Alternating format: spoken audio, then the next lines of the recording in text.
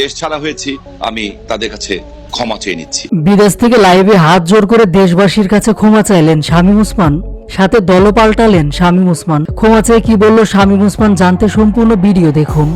আমরা যারা রাজনীতিতে এসেছিলাম একটা দাবি নিয়েই এসেছিলাম।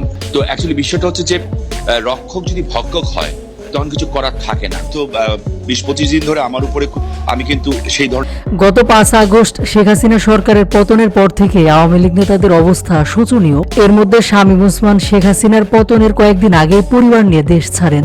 শেখ হাসিনা সরকারের পতন হয়েছে এর মাঝে প্রায় 20 দিন কেটে গেল। মাঝে কয়েকবার শামীম ওসমানকে প্রকাশ্যে দেখা গিয়েছিল বিদেশের মাটিতে। পরিবার নিয়ে ব্যস্ত রয়েছেন আওয়ামী লীগের এই প্রভাবশালী নেতা। তবে প্রকাশ্যে দেখা গেলেও নিজেদের পতন নিয়ে কিছু বলেননি তিনি। অবশেষে এক লাইভ অনুষ্ঠানে দেখা গেল শামীম ওসমানকে নিজেদের পতন নিয়ে কথা বলছেন। শামীম ওসমান বলেন, দেশ ছাড়া হয়েছে আমি দেশের মানুষের কাছে ক্ষমা চাই। আমরা যারা রাজনীতিতে এসেছিলাম একটা দাবি নিয়ে এসেছিলাম। দেশের মানুষের মনে আমার প্রতি যে ক্ষোভ আছে তা আমি জানি, এরপরও ক্ষমা চাই। শেখ হাসিনার এমন অস্বাভাবিক পতন নিয়ে শামীম ওসমান আরো বলেন, রক্ষক যদি ভক্ষক হয় তাহলে কিছু করার থাকে না। গত 20-25 দিন ধরে আমার উপর দিয়ে ব্যাপক ঝড় গেছে। আমি কিন্তু ছাত্রদের পক্ষে ছিলাম। সামাজিক যোগাযোগ মাধ্যমে ভাইরাল হওয়া ভিডিওতে এভাবেই দেখা গেল শামীম ওসমানকে। তবে ভিডিওর সত্যতা নিয়েও প্রশ্ন রয়েছে।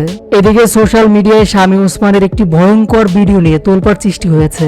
মূলত গত 19 জুলাই নারায়ণগঞ্জে কোটা আন্দোলনে মিছিলে থাকা শিক্ষার্থীদের পিস্তল দিয়ে গুলি করেছিলেন শামীম ওসমান ও তার দল।